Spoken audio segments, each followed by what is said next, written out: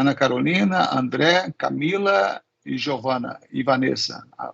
Tem uns 5 no grupo aqui. Sim, nosso grupo é 5, professor. Olha, esse grupo aqui vai ter problemas, hein? Numa aula prática a gente vai tentar fazer de eco lá, de ultrassom lá, vocês vão ter que arrumar algum dos meninos aí para servir de modelo para vocês lá. Tem o André no nosso grupo. Desculpa, André. Eu falei André e li André aqui. Tá certo. Eu acho que o Vinícius entrou, professor. Beleza. É com vocês aí, grupo B. Né? Vinícius é nosso convidado aí. Assim que o Otávio também estiver aí, ele tá chegando de viagem aí, também vai participar. Vou chamá-lo para participar junto. É com vocês. Então, vamos começar. O caso clínico nosso é do grupo B, né? O grupo é formado, como o professor falou, pela Ana Carolina, André, Camila, Giovana, eu e Vanessa. Pode passar. Então, a descrição do caso. É um paciente de 65 anos, hipertenso, que deu entrada na sala de emergência trazido pelo SAMU, com um quadro de rebaixamento do nível de consciência. Os familiares relatam que o mesmo acordou dessa maneira. Ao exame físico, com abertura ocular espontânea, afásico, com tentativa de retirada da dor e frequência cardíaca de 122 batimentos por minuto e uma frequência respiratória de 24. A PA estava 200 por 100, saturação 90%, ritmo cardíaco irregular e estava em fibrilação atrial.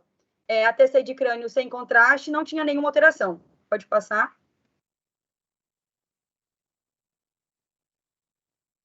Essa é a ATC de crânio do paciente, né, sem alterações. Pode passar, Ana. Em relação à nossa hipótese diagnóstica, a gente percebeu que se trata de um AVE isquêmico, de etiologia cardioembólica, com o acometimento provável de artéria cerebral média. Então, assim, primeiro ponto, a gente percebeu que se tratava de um AVE isquêmico, devido a ATC vir sem alterações, ou seja, não apresentar sinais de hemorragia, né, que seria o principal diagnóstico diferencial. E a área de penumbra na ATC não necessariamente precisa aparecer logo, né? Em relação à etiologia cardioembólica, o paciente apresentava uma arritmia, né, que é a fibrilação atrial, e nesse tipo de arritmia, o átrio, ele perde, é como se o átrio perdesse o comando, e aí ficasse em ritmo irregular e aumentasse a frequência cardíaca. Essa perca de comando do átrio, ela provocaria, né, a formação de um coágulo no átrio, que seria o trombo, e isso aumentaria o risco de AVE. Em relação à questão de acometimento da artéria cerebral média, a gente pensou que a nossa principal hipótese seria essa artéria, por conta da afasia. E a Ana até tinha comentado, a gente tinha até comentado de colocar que seria a cerebral média do lado esquerdo, né? Por conta que geralmente essa parte relacionada à fala, que causaria afasia, seria no hemisfério dominante, que seria do lado esquerdo. Pode passar. Tá dando um delay, mas eu não estão me ouvindo? A imagem tá dando um delay quando eu passo e demora um pouco para aparecer. Tudo certo, Ana. Aqui passou, amiga, tá tudo certo. Ok, então agora é minha parte. Então, diante de tudo isso que a Giovana falou, né, pra gente, a gente precisa saber realizar um diagnóstico de um AVC, porque é a segunda causa de morte no Brasil, e nós, como futuros médicos, que estaremos lá trabalhando na sala vermelha do HMC, a gente precisa conduzir de forma correta, assertiva, um diagnóstico de AVC. E aí, para que isso aconteça, a Giovana já falou que o principal fator é diferenciar um AVE hemorrágico de um AVE isquêmico, porque isso muda o prognóstico e o tratamento do paciente. E aí isso é feito por meio de avaliação clínica e, principalmente, a gente sabe que o diagnóstico é clínico, radiológico, e a exclusão do AVC hemorrágico só é feita por meio da TC de crânio, na maioria das vezes sem contraste. Bom, então chegou um paciente para a gente com queixas neurológicas. Como que eu faço para reconhecer que é um AVC? A gente precisa buscar nesse paciente um sinal neurológico focal, que são aqueles sinais determinados pela área que foi acometida no cérebro. E aí entram vários, né? Hemiparesia, distúrbio de fala, ataxia, mas isso aqui eu vou falar um pouco mais para frente.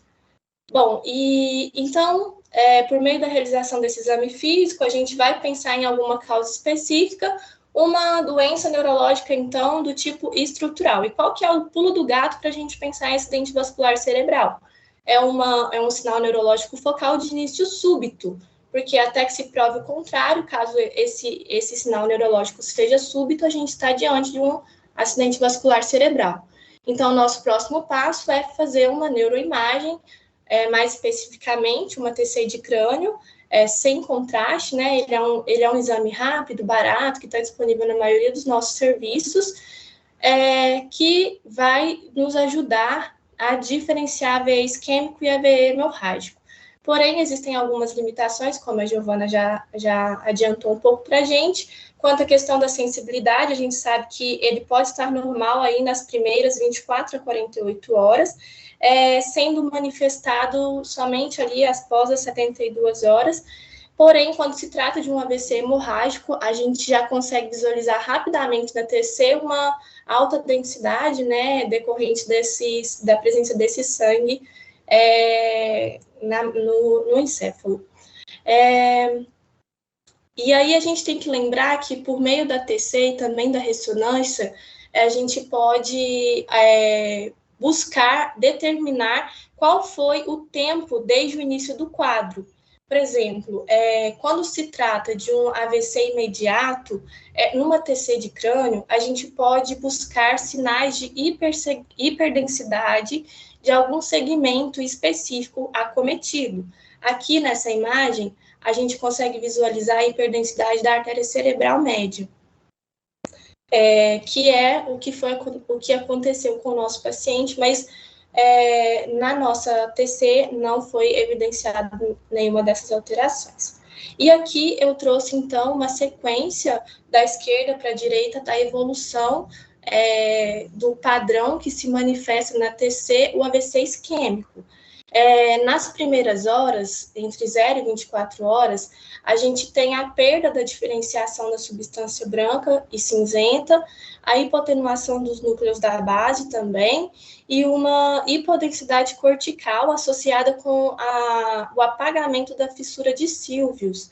Aqui tem a região mais cortical, e a fissura de Sylvius fica um pouco mais profunda nessa região aqui, e a gente não consegue, então, delimitar ela aí nas primeiras 24 horas. Aí, com o passar do tempo, entre 24 horas e uma semana, a gente começa, então, a identificar uma hipodensidade, um edema também. Esse edema é do tipo citotóxico, né? Que vai formar um efeito de massa significativo, e aí pode ter, né, aqui nessa imagem a gente consegue ver um pequeno desvio contralateral, e aí isso pode causar consequências para o paciente também. E aqui, mas aqui essas duas aqui, entre 2 e 3 semanas, e aqui mais do que após meses, né, após 3 semanas, que já constitui a fase crônica, a gente tem a diminuição desse edema, vai ser um edema mínimo, residual. A gente tem a formação de gliose, que são áreas mais hiperdensas, que significam cicatrização, e isso também pode acontecer, e além disso, pode ter também uma região de hipodensidade com efeito de massa negativo. E aí, essa é a evolução. E, posteriormente, aqui eu trouxe, para a gente relembrar um pouco aqui o polígono de Willis, então eu quero destacar a artéria cerebral posterior, a artéria cerebral anterior e a artéria cerebral média. Por que a gente tem que lembrar disso, né? Porque elas irrigam aqui os polos, e cada polo é responsável por por um comando nosso. Então, a artéria cerebral posterior, ela irriga o polo occipital e, geralmente, a síndrome clínica que o paciente vai apresentar é uma hemenopsia visual contralateral, uma cefaleia ipsilateral, alterações de memória também podem aparecer. Aqui, na cerebral anterior, que irriga o polo frontal, a gente vai ter uma hemiparesia e uma hemihipoestesia também contralateral, e aí a gente tem que lembrar, de acordo com o músculo de Penfield lá, não sei se vocês vão recordar, que geralmente a região da perna está mais aqui na região superior do polo frontal. E aí, quando se trata, então, da artéria cerebral anterior, tem um predomínio dos membros inferiores e do tronco, além também de ter sinais de frontalização, que são períodos de desinibição, hiperoralidade e impulsividade também. E no nosso paciente, a gente, como a Giovana também falou, afasia, né, fala a favor do acometimento da artéria cerebral média, porque a gente sabe que no hemisfério esquerdo, a cerebral média do lado esquerdo, porque a gente sabe que o hemisfério dominante da fala é o hemisfério esquerdo, e podem ter comprometido a área de Broca, que levaria a uma afasia motora, e a área de Wernicke, que levaria a uma afasia sensitiva. E, no mais, é isso. E sobre a conduta propedêutica, posteriormente à primeira conduta, auxiliaria-nos a fazer uma determinação da causa, por meio da realização, por exemplo, de um ecocardiograma. Por exemplo, a gente sabe que endocardites, eu tive um paciente na enfermaria de cardio que teve uma endocardite manifestada inicialmente por conta de um AVC. E a gente sabe também que o eletrocardiograma, o nosso paciente tinha uma FA, Doppler de carótidas em casos de cardioembólicos também, de tromboembólicos também, e outros exames laboratoriais, hemograma, glicemia de jejum, até mesmo exames, sorologias, função renal, função hepática, tudo isso precisa ser solicitado para o manejo adequado do paciente e de acordo com o que ele apresente.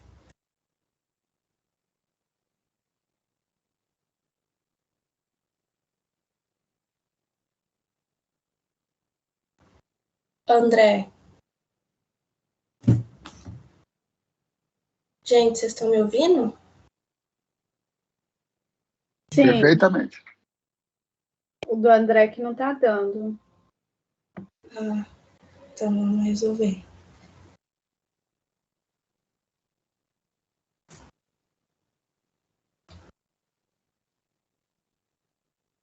Tá mudo, amigo, não tá dando pra ouvir, não. O André, acho que ele estava com problema de internet. Ele falou que ia ter que usar o 3G. 3G? Ô, André, você está pegando a internet gratuita aí onde?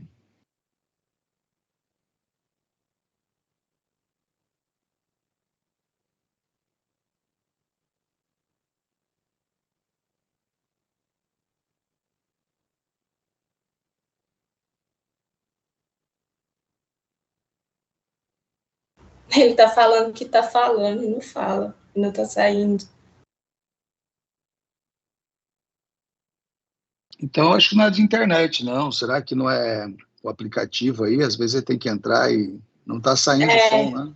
Ele tá entrando e saindo, ele vai sair e entrar de novo.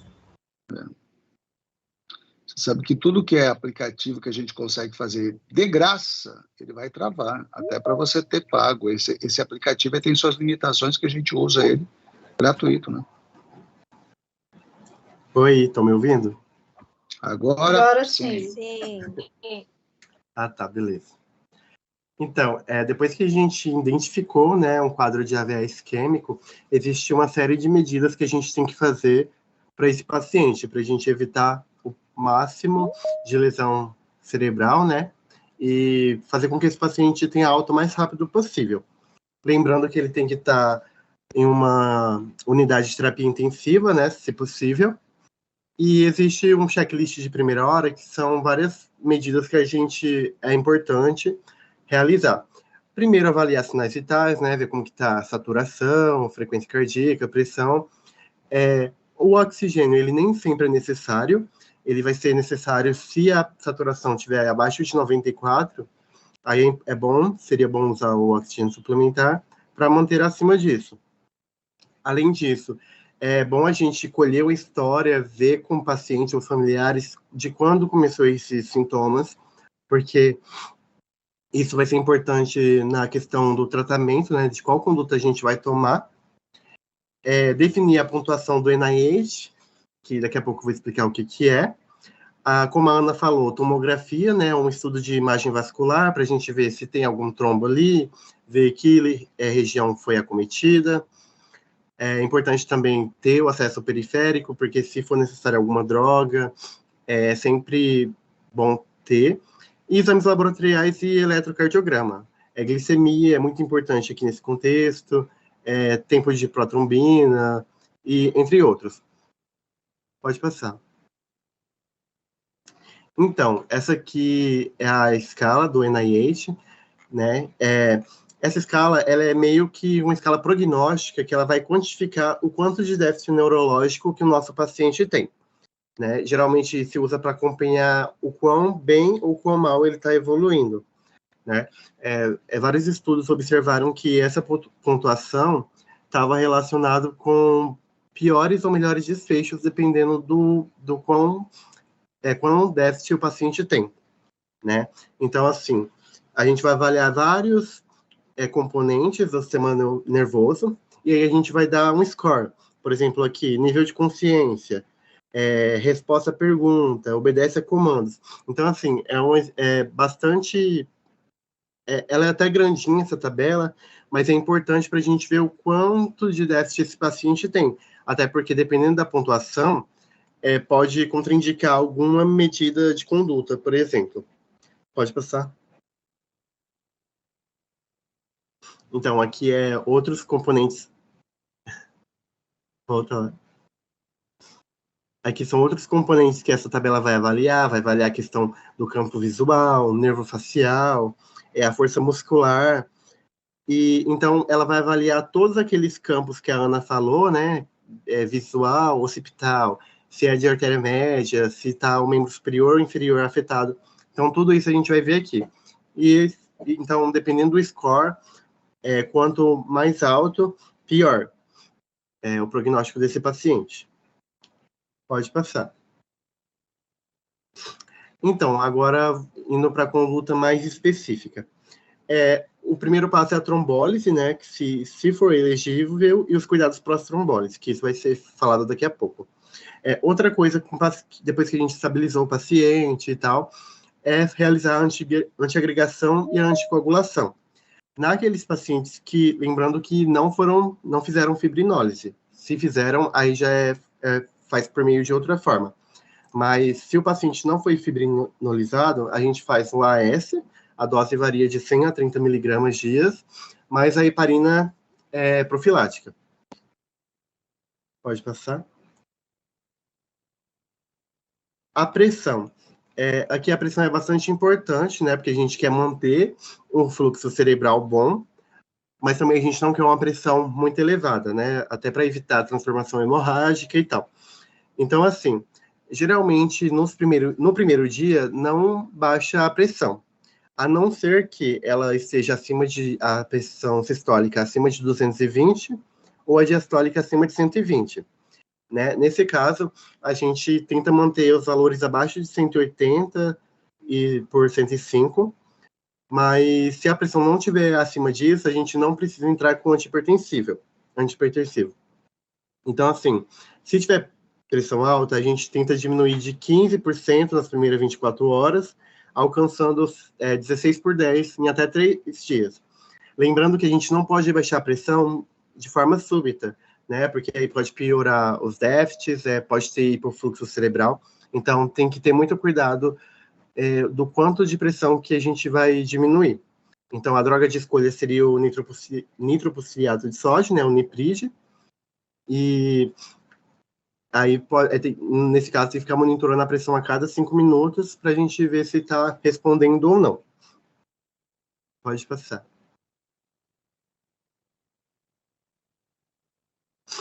Então, outra coisa que a gente tem que tomar cuidado é a hidratação. A gente não quer que o paciente fique hipovolêmico, né? Para manter o fluxo cerebral ok. A dieta é recomendado, nas primeiras 24 horas, manter dieta oral zero, né? Tem lugares que falam que a dieta pode ser a livre, né? Pode ser iniciada nas primeiras 48 horas. Então, tudo vai depender do quão o paciente está afetado, né? Outra coisa é correção de distúrbios hidroeletrolíticos. É muito importante, né, monitorizar o sódio, né, ver como o paciente está hidratado também, porque aí se não tiver, é bom, por exemplo, se tiver hiponatremia, é bom corrigir isso e lembrar de manter sempre hidratado. Outra coisa muito importante é a glicemia. Como a gente sabe, a hipoglicemia por si só já gera lesão cerebral. Então, a gente não quer essa glicemia muito baixa, né, abaixo de 80. E a hiperglicemia também não seria bom, só que a gente tolera de 140 até 180 de glicemia nesses pacientes. Então, ela deve ser monitorada de preferência de 6 em 6 horas, 4 em 4 horas. Lembrar que ficar sempre de olho nesses valores, porque se for necessário insulina ou soro glicosado, tem que estar de prontidão, né? Porque se a glicemia estiver nas primeiras 24 horas muito baixa ou muito alta, tem um pior desfecho. Pode passar. Tá. Outra coisa importante é a correção da hipertermia. A temperatura corporal, geralmente, ela deve ser mantida na faixa normal de 36,5, porque isso vai levar a uma redução na mortalidade. A temperatura alta, ela libera radicais livres, ela está relacionada com maior lesão cerebral, então é importante a gente estar sempre olhando essa temperatura e manter ela nos níveis normais, né? Porque também temperatura alta vai levar a atividade metabólica dos neurônios e tudo isso pode piorar o desfecho. Essa hidratação aí eu acho que era hidratalização, que seria a gente tratar ou prevenir possíveis convulsões, né? Como a gente está tratando do sistema nervoso central, pode acontecer, então o médico também tem que ficar atento a isso. E se o paciente ter convulsão, administrar o anticonvulsivante, né, para isso. Além disso, fazer o Glasgow de 1 em 1 hora, ou pode fazer também o NIH, porque a gente tem que sempre acompanhar a evolução do paciente, se está piorando ou se está melhorando. E, além disso, reabilitação precoce, né? Tanto a fonoaudióloga, terapia respiratória, tudo que for motora também, né? Tudo que for ajudar esse paciente a sair o mais rápido possível da UTI é importante aqui.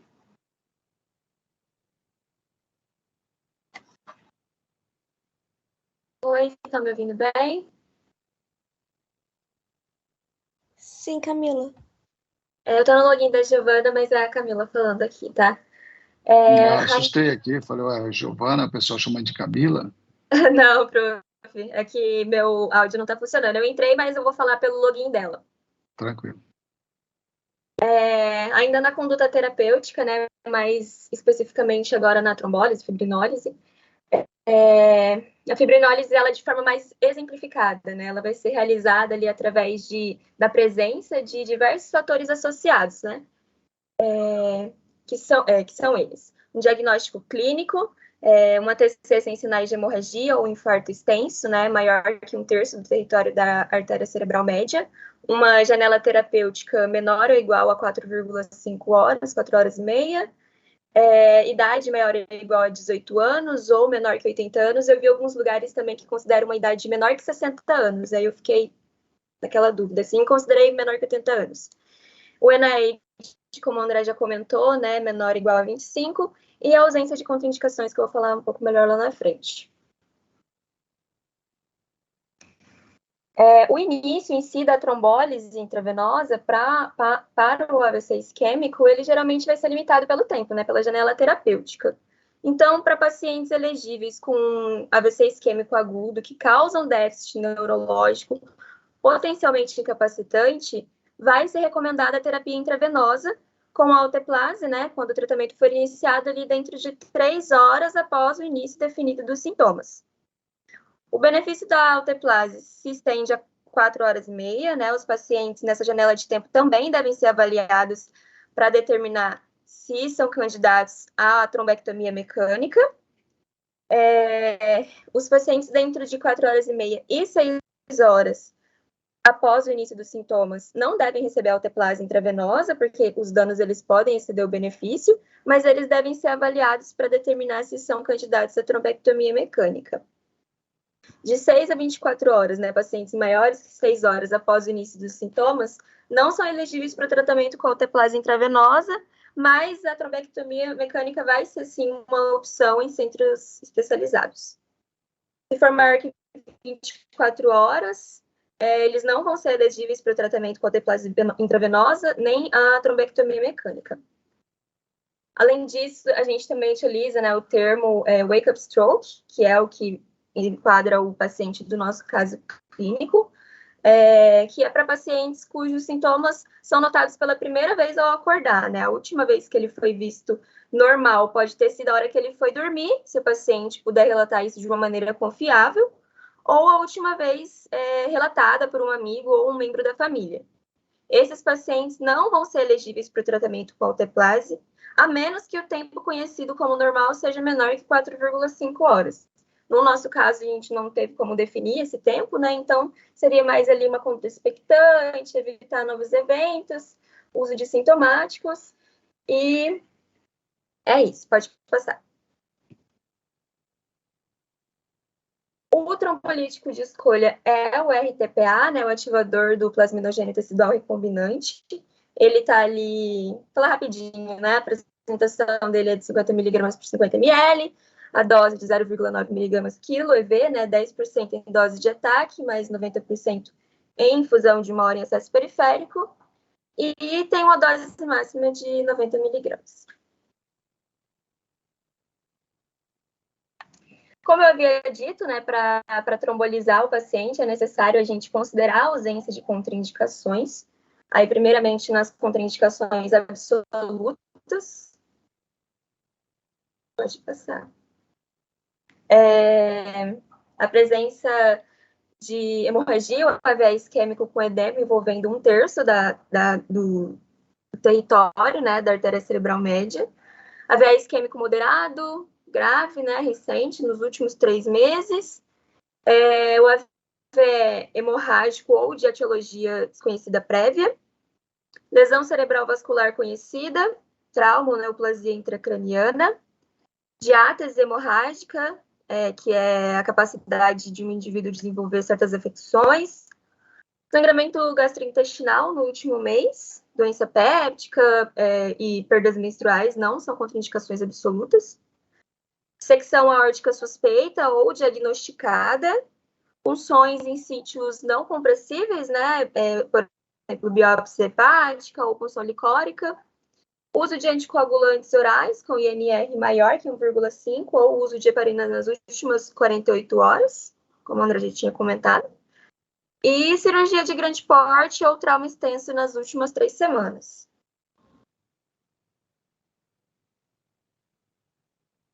Certo, estão me ouvindo? Sim.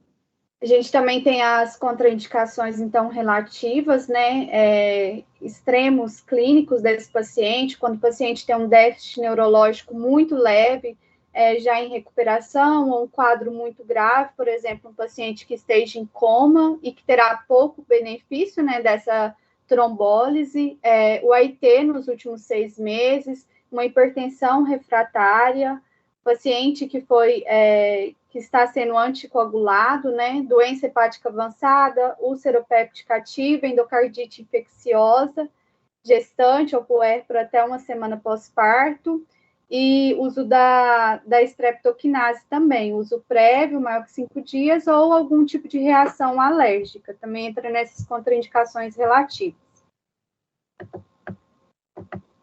Pode passar. E agora, falando um pouquinho da conduta pós-fase aguda desse paciente, né? Então, pós-fase aguda vai ser após as 72 horas. No caso do nosso paciente, é importante sempre realizar, por volta do 3º dia, uma TC de crânio, para a gente decidir como que vai ser essa anticoagulação do paciente. O nosso paciente, então, é um pós-AVE cardioembólico, né? Então, a gente tem que avaliar como que é esse infarto, infartos cerebrais pequenos. Essa anticoagulação deve ser iniciada após o 3º dia. Se for muito extenso, deve ser iniciada após o 7º dia. E caso ocorra algum tipo de degeneração hemorrágica, aí é contraindicado, aí vai iniciar só depois de 3 semanas após o evento. Então, a anticoagulação desse paciente pode ser realizado com a varfarina, né, na dose de 5 a 10 miligramas, VO, uma vez ao dia, e aí você tem que sempre controlar, tá verificando esse INR, né, que deve ficar entre 2 e 3, mas alguns pacientes também pode utilizar outras classes, né, de drogas, como os inibidores diretos de trombina, e os inibidores diretos do fator 10A, como a conhecida, né, rivaroxabana. Mas, para o paciente utilizar essas outras 2 classes de drogas, ele não pode ter nenhum tipo de válvula protética, alguma coisa reumática também, trombofilia. Se fosse o caso do nosso paciente, ele poderia usar uma rivaroxabana por conta da FA dele, e assim, teria que estudar mais, tem alguma outra coisa que contraindicaria, mas pelo caso clínico, poderia indicar, por exemplo, uma rivaroxabana. E lembrar sempre, né, que você vai retornar, se o paciente utilizava, né, antihipertensivo, e as estatinas também, o paciente vai entrar, né, utilizar uma estatina de alta potência e vai ser mantida para o resto da vida desse paciente. Pode passar? Então, já foi comentado, né, a reabilitação desse paciente, a parte motor, então, ficar mudando esse paciente, né, de decúbito, fonoterapia, terapia ocupacional, deve ser iniciado quanto antes para o paciente, de preferência ali nas 24, 48 horas, porque a gente sabe que quanto mais precoce, maior vai ser a recuperação do déficit neurológico e menor também as chances de complicações. As complicações mais comuns no AVE é a questão dessa imobilização do paciente no leito mesmo, então risco de broncoaspiração, pneumonia, a própria úlcera, né, de decúbito. E em relação à questão do estado de consciência ou déficit neurológico, pode ocorrer também nesse paciente, né? Mesmo com todas as condutas, o edema pode ocorrer nesse paciente por conta da própria isquemia, os distúrbios também metabólicos, né, que a gente tem que ficar de olho, principalmente distúrbios glicêmicos, pneumonia, até mesmo crise convulsiva pode ter nesse paciente. E a mais grave de todas as complicações, que a gente vai ficar preocupado e atento, é a transformação hemorrágica, né, que pode ocorrer nesse paciente entre 12 a 48 horas, então tem que ficar sempre atento. Só para comentar também, a gente comentou da trombólise rapidamente, assim, mas a gente também tem a terapia endovascular, que a gente é conhecida como a trombectomia mecânica, não é em todo lugar, né, que tem essa trombectomia, que é uma via, por via do cateterismo, né, que na ponta do catéter vai ter um stent que vai retirar esse trombo do paciente. Mas também vai ter as indicações, geralmente deve ser realizado entre 6 a 8 horas do início dos sintomas, então é muito importante saber quando começou. Entre outros critérios, né, e essa trombectomia, ela é muito utilizada para quando tem oclusão dos grandes vasos desse paciente. Teve oclusão, por exemplo, de carótida interna, da cerebral média, da basilar. Aí também vai ter que utilizar, assim, lançar a mão também de outros exames, um anjo-TC, um anjo-ressonância, para ver a localização, anatomia vascular cerebral do paciente. Mas é também um tipo do tratamento, né? Existem estudos que falam que existe uma chance também de tratamento desse paciente, até se for feita por volta de 24 horas, mas o ideal mesmo é de 6 a 8 horas para fazer essa trombectomia mecânica. Pode passar. Essas são as nossas referências bibliográficas. Foi isso, gente. Perguntas do grupo, para a gente fazer as colocações? Muito Melhor, boa perguntas apresentação, ao meninos. grupo. Apresentação muito boa, sim, bem atualizada. Né? Vamos só acrescentar algumas coisas muito boas. Bom, vamos começar no caso clínico lá. Primeira pergunta, vocês fariam trombolítico nesse paciente, sim ou não? Vocês não têm hemodinâmica, não tem como fazer a trombectomia, faria ou não? Em grupo B, sim ou não? Professor, a gente, Não. por conta do wake-up stroke, a gente chegou à conclusão de que não faríamos. Então vamos nos atualizar agora sobre essa possibilidade. Essa pergunta já foi respondida em vários trabalhos, tá? Então, o que mais vai acontecer no seu pronto atendimento na manhã? Paciente chegando com um AVC, isquêmico, wake-up stroke, e já tem trabalhos demonstrando o seguinte: o que faz o paciente acordar é quando ele faz a isquemia, a lesão. A gente diagnosticava wake-up stroke assim, a última hora que ele foi dormir, por exemplo, 10 horas da manhã, e a hora que trouxeram do PA, vamos dar exemplo, chegou 6 horas da manhã, então essa era o delta T do paciente. Hoje os trabalhos são maravilhosos de dizer que o paciente acorda com AVC, então na hora que faz a isquemia ele acorda. Então, normalmente, já estão começando a associar o horário que ele acordou, entendeu? Lá, ruim, mal, esse é o delta T. Foi a hora que ocorreu a isquemia total, a hora que sofreu, e isso faz o despertar. Olha que trabalho interessante, já estão dizendo que o delta T não é bem a hora que ele foi dormir, a última hora, e sim a hora que ele despertou com AVC, a partir daquele momento seria o delta T. E aí foram mais além.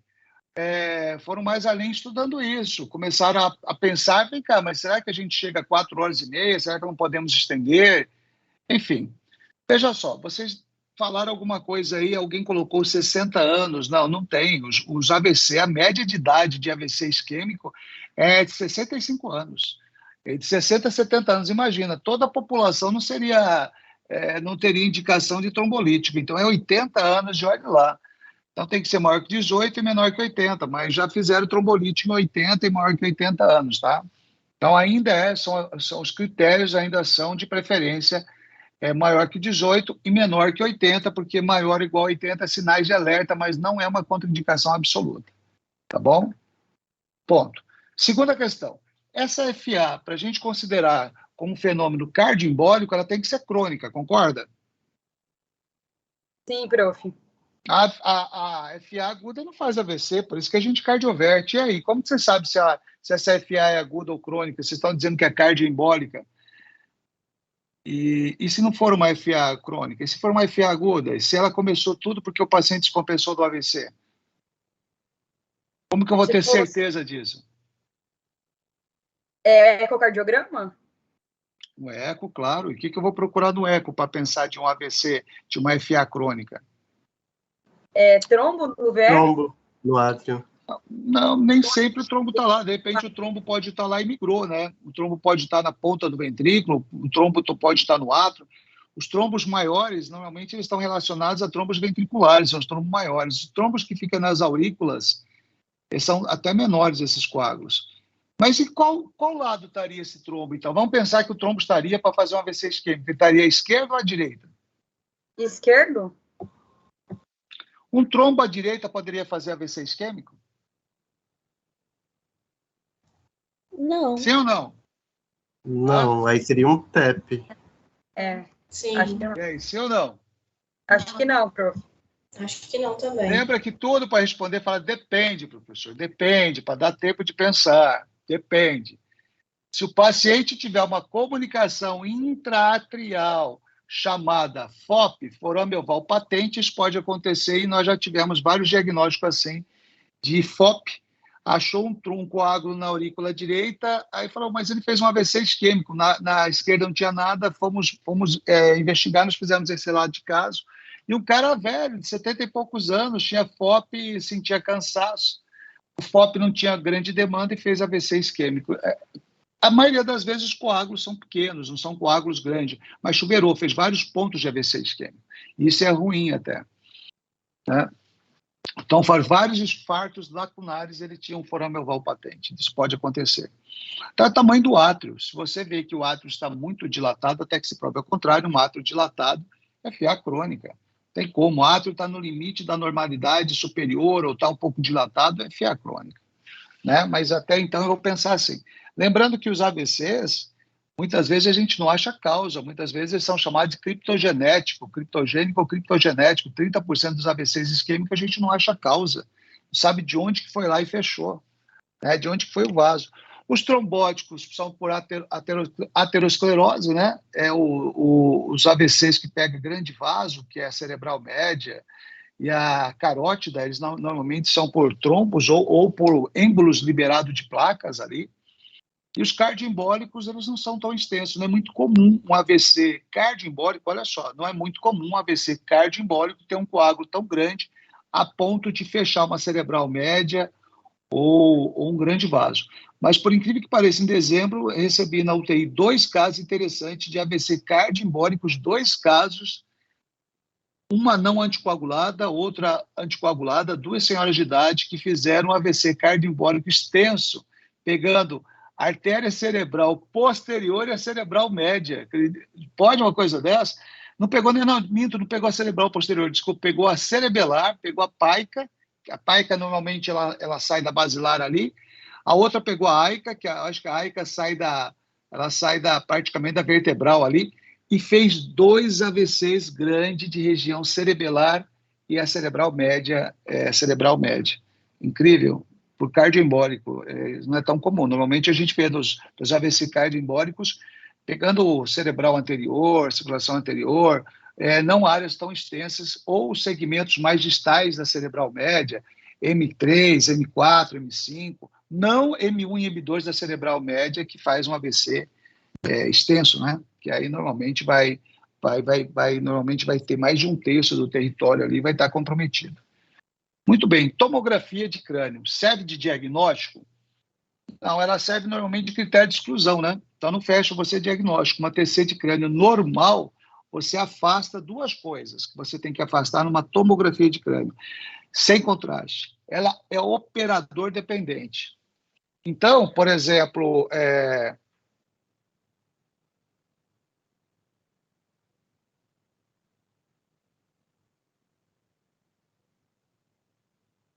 Prof, acho que caiu. Para mim, travou aqui. Caiu.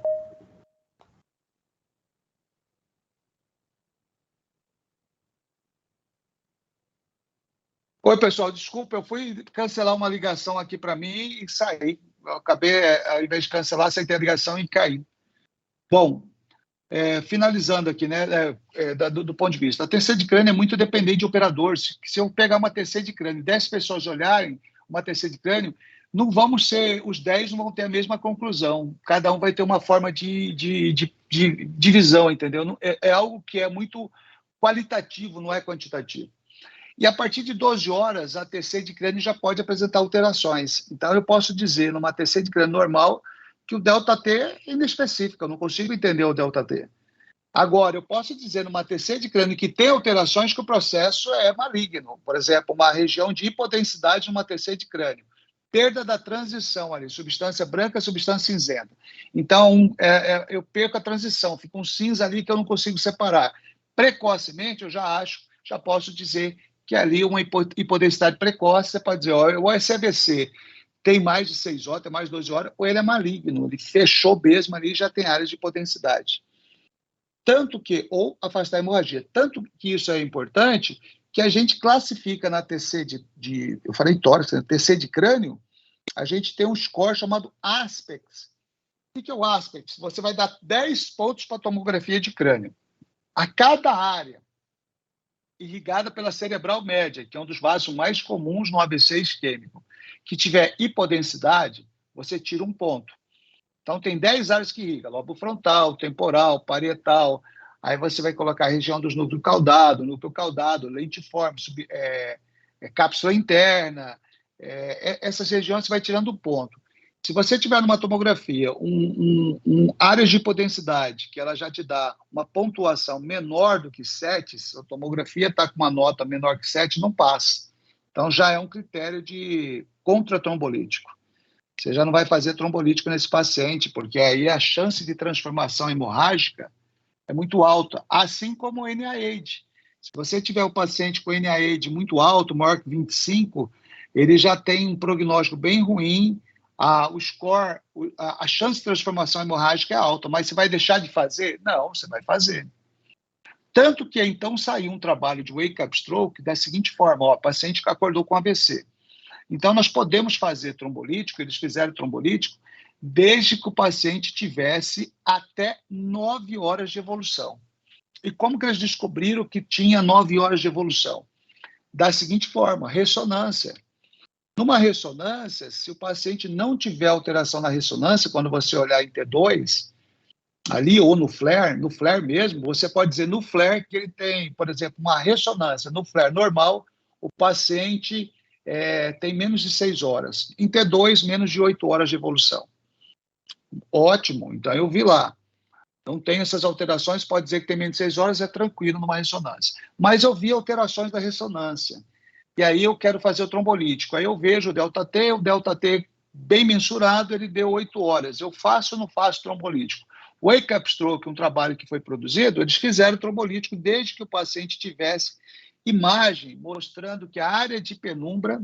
Então, imagina 3 áreas. Uma área que não tem fluxo sanguíneo, que é o core de lesão, onde ocorreu a isquemia. Uma área em volta daquela isquemia é uma área chamada oligomênica, onde o fluxo sanguíneo cerebral ali está baixo, está menor de 50. Está em torno ali de 30, 40, de 25 a 40. A área oligomênica, eu tenho que salvar essa área. Em volta da área oligomênica, o fluxo sanguíneo praticamente dentro do normal. E na área isquêmica, um fluxo sanguíneo até menor que 10 ml, né? Então, é um fluxo sanguíneo bem ruim. E você faz uma TC, chamada tomografia de perfusão, e você vai avaliar aquela área de penumbra, se aquela área de penumbra ela é maior do que a área de lesão. Então, vale a pena abrir o vaso? Vale. Ou você vai fazer uma ressonância chamada ressonância difusão, perfusão, nessa ressonância aí, ou também conhecida ressonância difusão flare. Nessa ressonância difusão flare, você vai ver se tem imagem alteradas na ressonância difusão, mas não tem no flare. Isso a gente chama de mismatch, incompatibilidade. Se você viu que tem mismatch, tem incompatibilidade, é a área de penumbra boa, é uma área que tem que abrir, independente do delta-T. Então, são aí que os trabalhos surgiram de trombolítico em até 9 horas. Mas foi utilizado tomografia de perfusão, porque a ressonância demorava muito para ser feita. E os trabalhos mostraram, olha, dá para fazer. Mas aí a diferença, eles usaram 2 trombolíticos, que estavam se discutindo, vai ser igual infarto. Fizeram alteplase e fizeram com tenecteplase, que eu sou fã demais desse trombolítico. Eu acho que o tenecteplase vai vir para ficar no infarto. A gente faz dose única em bolos, vai para ficar... Olha, a gente já faz o tratamento do infarto pré-hospitalar, ué. O cara tem infarto, você faz o eletro online lá, analisa que tem infarto, faz tenecteplase dentro da viatura. Isso está sendo feito aqui no Brasil. Belo Horizonte, cansei de ver isso acontecer. Dentro do pré-hospitalar, você levando para angioplastia, você ganha mais 30 minutos. Seu delta-T para porta-balão aumenta de 90 minutos para 120 minutos. Você tem 2 horas para levar o paciente para abrir o vaso, fazendo tenecteplase dentro da ambulância, dentro do pré-hospitalar. E isso é uma realidade. Os japoneses fizeram também com o tenecteplase, mostraram resultados bons até 9 horas. Tenecteplase teve menos evento hemorrágico do que a alteplase, com bons resultados. Mas quais são os bons resultados? Existe um score chamado ranking, ou ranking, alguns chamam de ranking ou ranking, a mesma coisa, modificado, que é o score de desabilidade. paciente, se você não fizer nada no AVC isquêmico, ele pode ficar com o score de desabilidade de 5, 6 é aquele paciente totalmente institucionalizado, o paciente vai ficar traqueostomizado, 5 ele já é ruim. Mas se eu fizer em 9 horas, eu posso não trazer para o rank 0, sem nenhuma sequela, eu posso não trazer ele para o rank 1, mas de repente se ele ficar no rank 2, no rank 3, para um cara que ia ficar com rank 5, 6, isso é sucesso. Então, a gente não tem que pensar mais só no paciente de ranking 0, 1, e sim tentar reverter o quadro para não ficar com o ranking 5, 6, de repente trazer ele para 3. Isso que nós estamos aprendendo com o AVC isquêmico. Hoje não é só trabalhar em cima de abrir a lesão e ficar sem sequela, mas se a gente puder abrir a lesão e deixar sem sequela, bem. Se não, tentar pelo menos diminuir a score ou a escala que ele vai ficar de desabilidade. Então, essas são essas drogas, e o wake-up stroke é o que mais está se estudando. Baseado nisso, nós estamos falando do wake-up stroke. Eu perdi o delta-T aí. O bom, a janela seria até 4 horas e meia, o trombolítico sendo feito do início dos sintomas, até 4 horas e meia. Por quê? Por que esse delta-T de 4 horas e meia?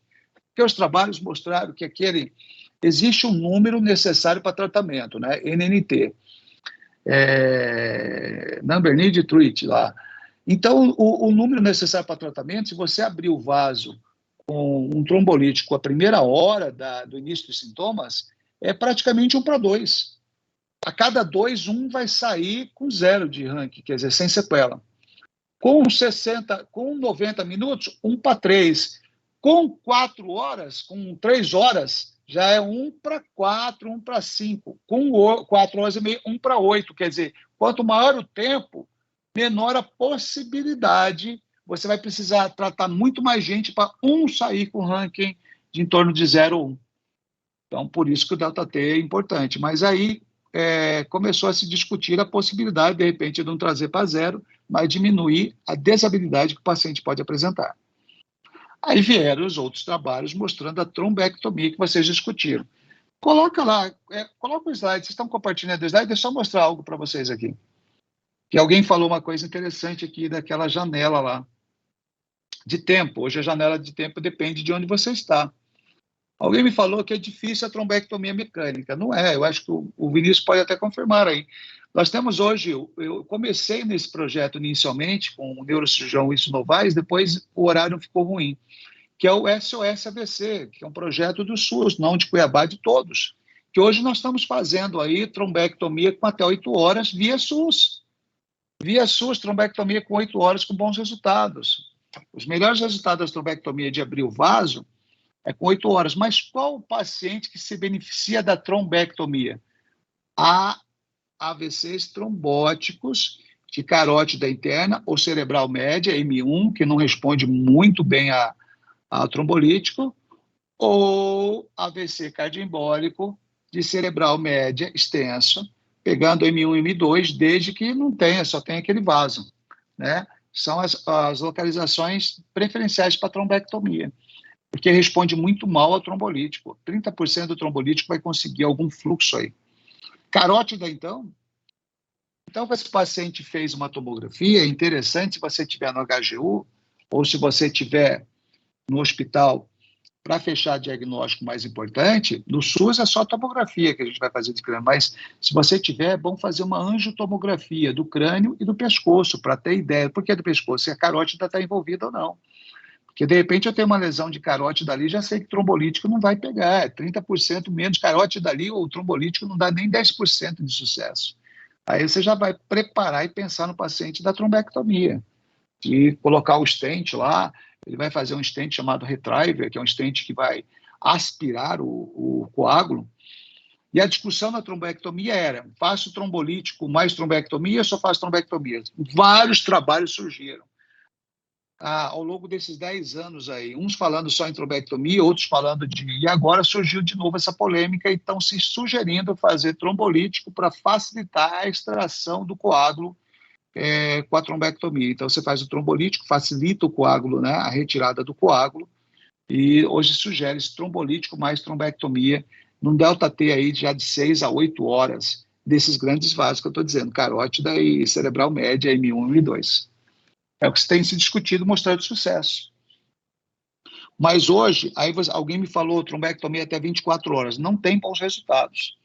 O Brasil soltou um trabalho chamado Resiliente, que é um trabalho feito no Sul, envolvendo o Brasil todo, com 8 horas. Trombectomia feito pelo SUS, com bons resultados.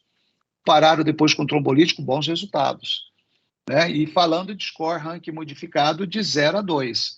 Quer dizer, bons resultados para você trazer o paciente sem sequela, com sequelas, poucas sequelas. O que se discute hoje no AVC isquêmico, que antes a gente falava não fazer nada. Chegou, tem 16 horas, vamos tentar abrir trombectomia. Tem 24 horas.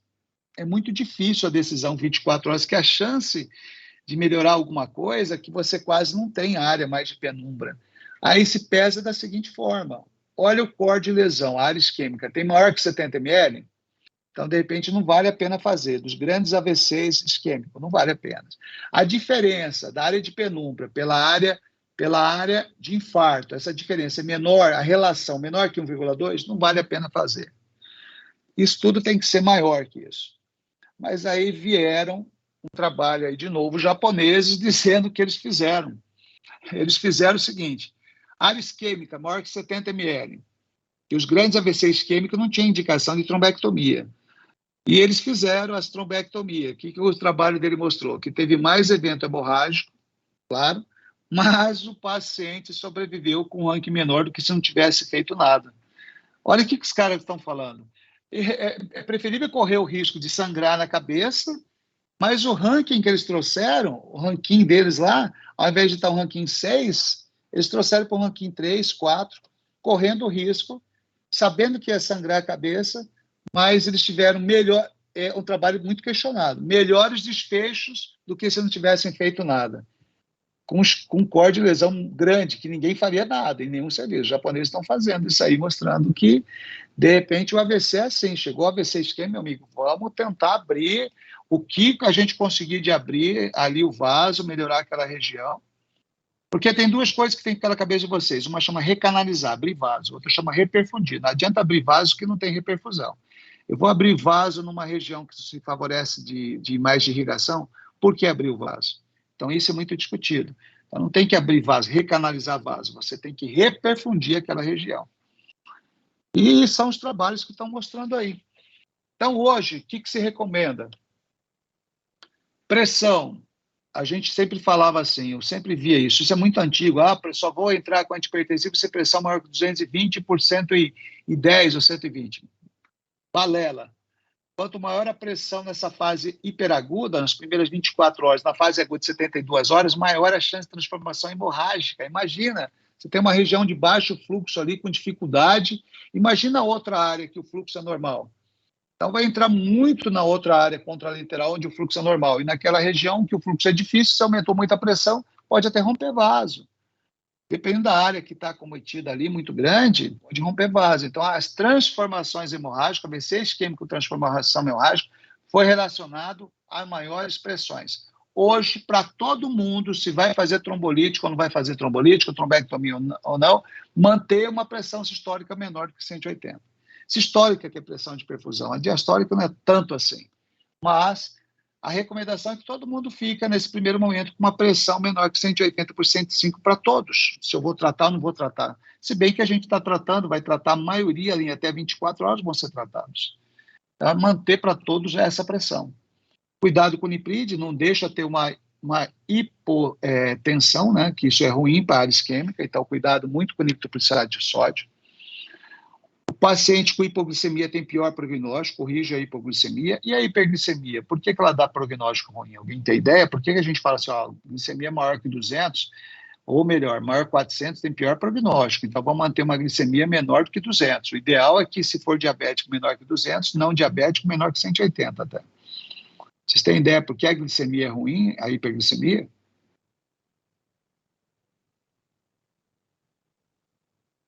Alguém?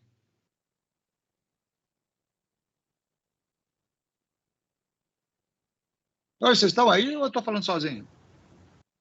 Estamos, professor. Fê, falei, eu acho que... Quase que eu bati na mesa. Alguém, se comunique, por favor. Eu acho que ela pode lesar neurônio, a hiperglicemia, quando tem uma hiperglicemia há muito tempo, pode, não é desmineralizar, mas só que pode lesar, né? Então, Causar ela algum pode tipo de lesar com o demência. passar do tempo. Ela faz, a gente chama de glicosilação proteica. E ela pode prejudicar transporte e tal, mas isso já não é na fase aguda, numa fase mais tardia. A hipoglicemia faz lesão, claro. Imagina, eu não tenho fluxo sanguíneo adequado, não tenho oxigênio entrando adequadamente, imagina sem glicose. Aí eu acelero ainda a lesão hipóxico-isquêmica, né? Porque aí não tem glicose, como que vai fazer a bomba de sódio e potássio? Aí o efeito chamado edema citotóxico vai ser maior, porque aí não consegue trabalhar falta de oxigênio, a bomba de sódio e potássio não trabalha, e aí o meio intracelular fica mais cheio de sódio, puxa líquido, e isso faz o que chama de edema citotóxico, tá? A hiperglicemia na fase aguda, ela piora o fluxo sanguíneo, porque ela vai interferir na osmolaridade sanguínea nesse primeiro momento. Então, ela não aumenta tão rápido a osmolaridade. Se ela tiver maior que 400, sim. Então, ela pode piorar o fluxo sanguíneo da região oligomênica, que é a região de penumbra. Por isso que não é interessante manter hiperglicemia ou glicemia muito alta, tem que corrigir, tem que deixar menor que 200, para não interferir nessa área oligomênica.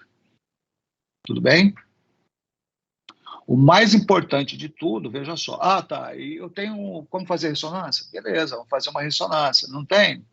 Ótimo, vamos tentar fazer uma angiotomografia. Não tem, é só tomografia. Então, eu vou ter que fazer o score de Aspect, vou ter que fazer, o NAID é obrigatório para todo mundo, e tentar verificar. Eu fiz a tomografia, não tem contraindicação, não tem área de hipodensidade maior que 1/3 na região do vaso comprometido, não tem hemorragia, vamos lá corrigir pelo delta-T e tentar abrir o vaso com trombolítico alteplase, que é a recomendação, porque a tenecteplase ainda está em fase de comparações, mas já tem serviços usando a tenecteplase. Qual que é a vantagem da tenecteplase?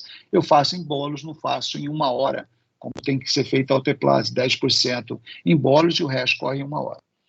Se tiver alterações de nível de consciência na execução de qualquer um desses, parece que a alteplase tem um pouquinho mais de possibilidade de sangrar, para-se o medicamento, tomografia, se tiver hemorragia tem que reverter com... Aí você tem que fazer ácido tranexâmico, 1 grama de dose de ataque, além de crioprecipitado, que tem fatores de coagulação, inclusive tem fibrinogênio no crioprecipitado, né?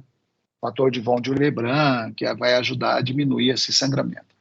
Alguém me mostrou uma tomografia aí, e nessa tomografia tinha um sinal que a gente chama de sinal da corda, ou sinal da artéria hiperdensa. E alguém falou do que seria do paciente.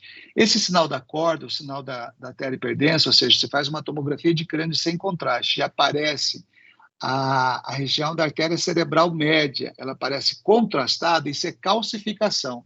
Isso fala muito a favor de um AVC isquêmico trombótico, é uma calcificação da cerebral média, tá? Então, isso é paciente que já estava ali com uma trombose, uma região trombótica, e ela calcifica todinho, péssimo isso aí para abrir esse vaso, é ruim. Que a gente coloca prognóstico até ruim, porque até para abrir isso aí dá trabalho se for por calcificação. Tá? Trombose ali por calcificação, e aí fica contrastado ali. Então, esse também é outro sinal de AVC isquêmico maligno. Hipodensidade precoce, sinal da corda, ou sinal da artéria hiperdensa, e a hemorragia, claro. O que mais vocês falaram de importante? Eu acho que é mais ou menos isso que a gente queria discutir. Alguma pergunta aí para a gente finalizar o AVC isquêmico? Tem muita coisa do AVC isquêmico que foi estudado, fala, não, isso não serve. Está voltando de novo a discutir as mesmas coisas que foi discutida há 10 anos atrás, 15 anos. Foi discutido, já está voltando a mesma discussão, dizendo que tem que tentar melhorar a reperfusão e não pensar só do ponto de vista de evitar sequela neurológica, e sim minimizar as sequelas neurológicas. É o que se tem discutido no meio do neurointensivismo aí. Pergunta, gente. Professor, nessa questão do delta-T, eu fiquei assim, mesmo quando já se passou da janela, e mesmo sabendo dos estudos, mas eu penso assim, se fosse um familiar meu, será que mesmo assim eu não faria, assim, no caso de ser realmente um familiar mesmo, eu não faria, eu fiquei... É um paciente desse que chega, veja só, você sabe que pode reverter ou minimizar a sequela. Que risco que você corre? O risco de hemorragia, não é isso? Qual mal? Hemorragia ou de não dar certo o trombolítico. Lembrando que ele não vai dar certo se for carótida, por isso que é importante estudar. E a cerebral média, 33% de chance de abrir a cerebral média. É muito ruim, a carga trombótica, a carga de coágulo ali é muito grande, então ele não tem. Mas você tem que tentar, desde que você exclua esses dois fatores. O aspect tem que estar no mínimo maior que 7, maior ou igual a 7, seu aspect, e o seu NIAID tem que ser menor que 25, que aí o risco de fenômenos hemorrágicos é menor, e tirar as contraindicações absolutas, né? Que você corrige o resto. Então tem que pensar nisso, um wake-up stroke, eu só tenho isso, caramba, aí você tem que pensar nesse trabalho, ó, que horas que ele acordou? Ele acordou 5 horas da manhã, ele chegou para você às 7 da manhã no PA, já acordou às 5, pô, tem grande chance de ter acordado por causa do AVC. Então, você pode estar diante de um delta-T muito bom. E ficamos pensando na hora que ele foi dormir, na hora que ele foi visto pela última vez. Então, tem muitos cientistas defendendo a história que o AVC acorda, o despertar é pelo AVC, faz o AVC. Lembrando que essa região, vocês falaram bem, é a fazia motora, a região de Broca, né? Lobo frontal, giro pré-central ali, que é a região da parte motora. Falaram da fazia de Verne, que já é mais temporal, não, giro pós-central, né? E tem que lembrar da dominância. O paciente for destro é do lado esquerdo, mas se ele for canhoto, e aí? Que lado que está? Do lado direito, né? A região de dominância. Foi bom falar da região de dominância. Não há indicação de manter anticonvulsivante o paciente. É muito difícil um paciente de AVC isquêmico fazer crises convulsivas. Até para fazer a crise convulsiva, ele tem que fazer uma isquemia muito grande da região temporal. A região temporal é a parte onde tem grandes, principalmente dominante, região de maiores descargas adrenérgicas, descargas elétricas que podem fazer epilepsia, né? Ou convulsão. E normalmente, quando o cérebro também perde autorregulação, no AVC isquêmico é muito difícil de ter perda de autorregulação. É muito mais comum ter perda de autorregulação cerebral no TCE, no trauma, e no AVC hemorrágico, principalmente na hemorragia subaracnoide. Aracnoide, que ela já faz uma descarga adrenérgica, catecolaminas, um sangue mais difuso entre os sulcos e giros, é muito mais comum. Ou no AVC hemorrágico, intraparagmatoso, em região temporal, principalmente. O AVC isquêmico é muito difícil estar relacionado à convulsão, a não ser que o paciente já seja epilético e não sabia. Então, ele poderia apresentar, ficou sem a medicação dele, mas um evento, o primeiro evento agudo, assim, é muito difícil. Vou dizer que nunca vai acontecer. Então, não é comum nós deixarmos anticonvulsivante profilático, não deixamos, a não ser que o paciente convulsione. Tá?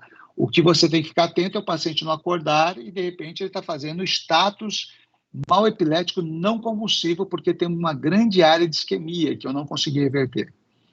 Tudo bem? O que mais que eu tinha que falar de importante?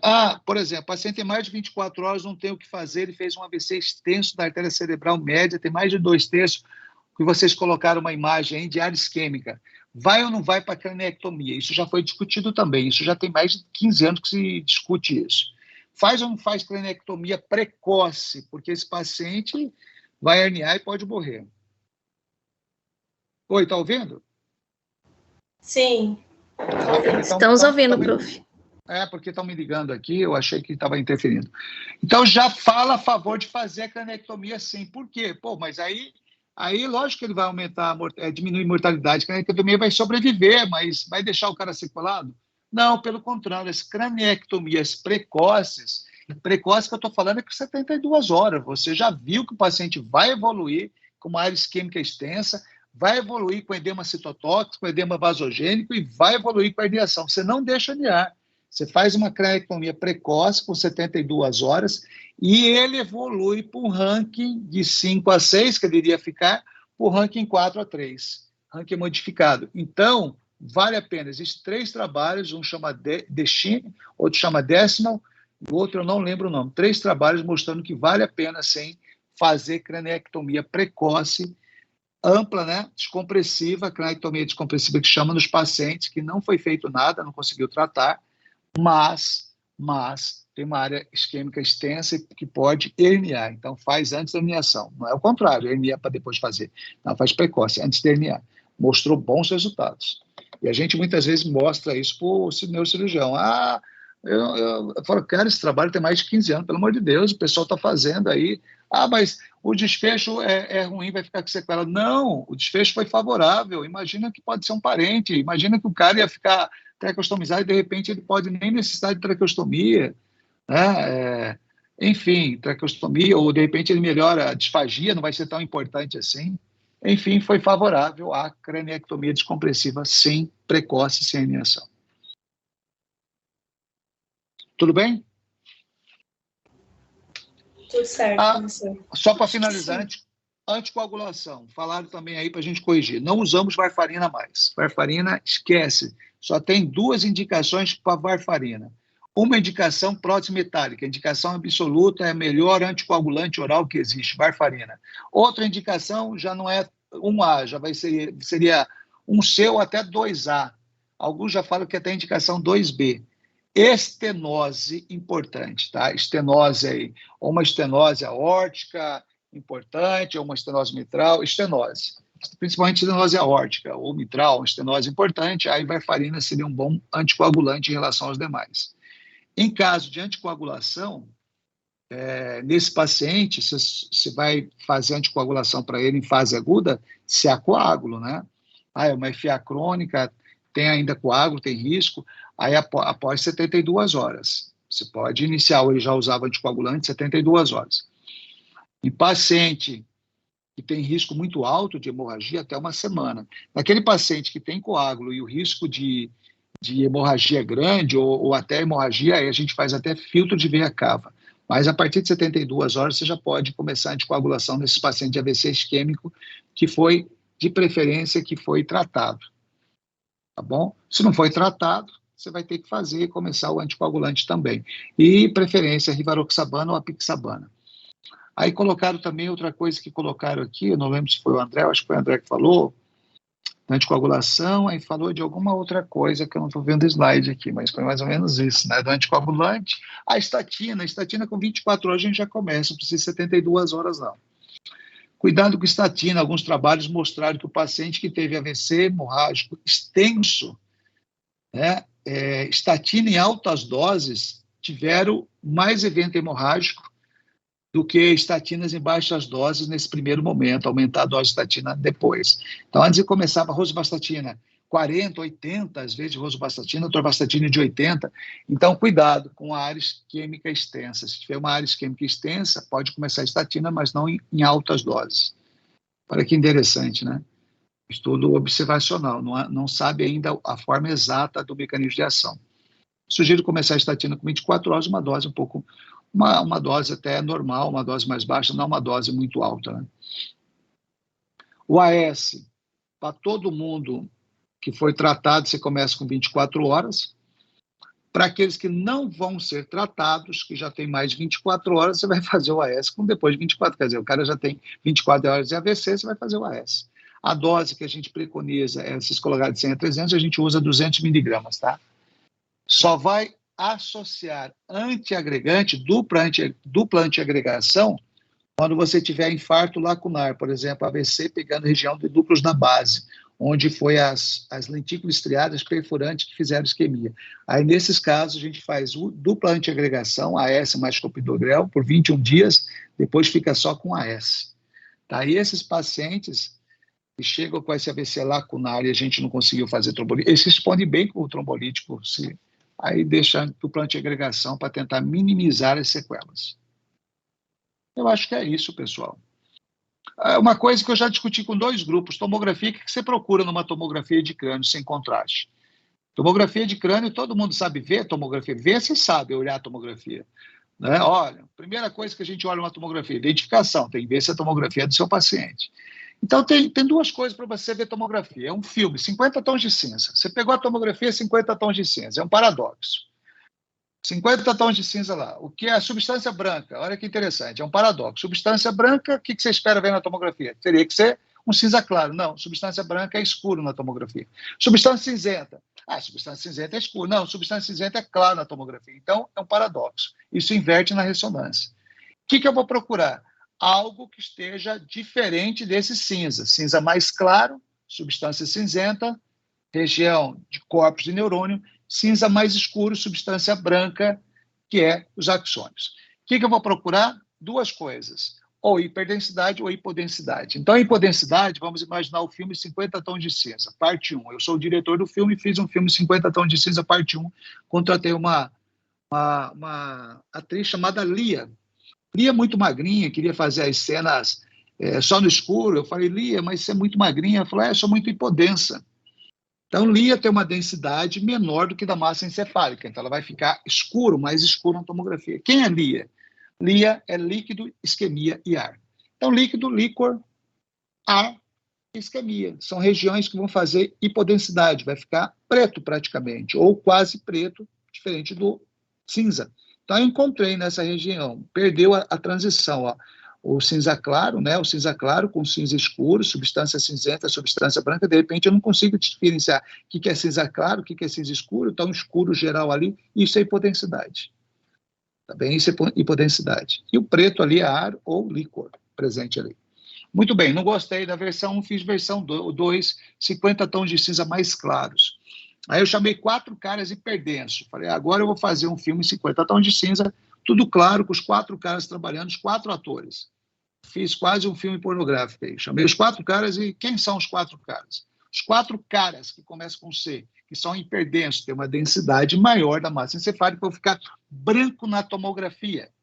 Quais são os Cs? Contraste. Então, por isso que a tomografia tem que ser sem contraste. Contraste vai ficar branco na tomografia. Contraste. Células sanguíneas. Sangue fica claro. Então, para eu afastar a hemorragia, eu não posso ter contraste, senão eu não sei se é sangue, se é contraste. Terceiro, calcificação. Então, ali, aqueles nódulos calcificados a gente vai encontrar. E, por último, calcificação, câncer. Câncer normalmente fica hiperdenso. Às vezes envolve calcificação. Então, câncer, contraste, células sanguíneas e calcificação ficam hiperdenso numa tomografia de crânio sem contraste. Então, é dessa forma que você vai separar a tomografia de crânio. Ou é Lia, ou são os 4 caras. Se é Lia é hipodenso, se são os 4 caras é hiperdenso. E assim finaliza a aula de AVC isquêmico. Ok?